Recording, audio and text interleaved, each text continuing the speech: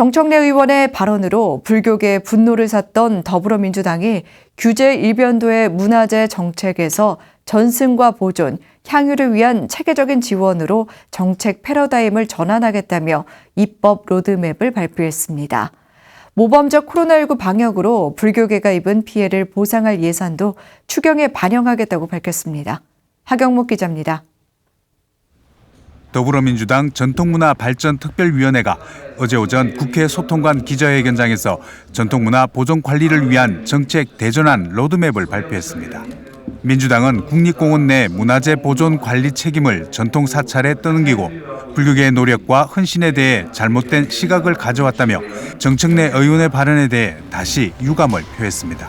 최근 전통 사찰을 비롯해 우리 문화재를 보존 관리하고 있는 불교계에 대한 잘못된 이해와 오해로 국민과 불교계에 심려를 끼쳐드린 점 유감을 표한다. 전통문화발전특위는 전국 토지를 대상으로 전통 사찰과 소유 토지에 대한 그린벨트 지정, 국립공원 지정 현황에 대한 전수조사를 통해 불합리한 규제를 완화하겠다고 밝혔습니다. 규제 일변도에서 보존과 전승, 향유를 위해 국가 지원 체제로 정책의 패러다임을 전환하겠다는 취지입니다. 전통 사찰과 부속 토지의 생태, 환경적인 가치를 포함한 공익적 가치를 인정하고 적극 지원해 나가겠다는 겁니다.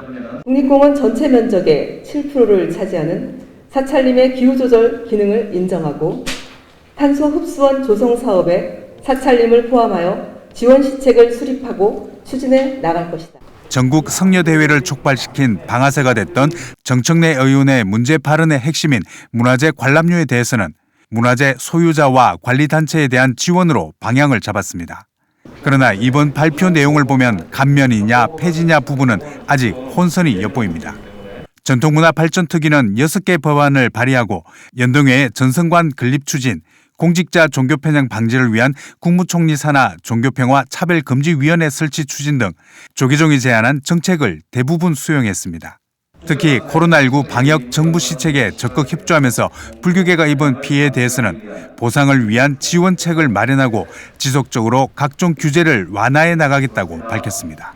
함께 소통하고 이제 불교 문화뿐만 아니라 우리 민족 문화 그리고 국민들과 함께 더 나은 사회를 만들어가는 그런 파트너십을 구축하고 함께 이제 만들어간다는 자세로 더 성실하게 소통하고. 한편 국민의힘 선대위 산하 문화유산진흥특위는 세 차례 회의를 열고 입법과 공약을 다듬었다고 밝혔습니다.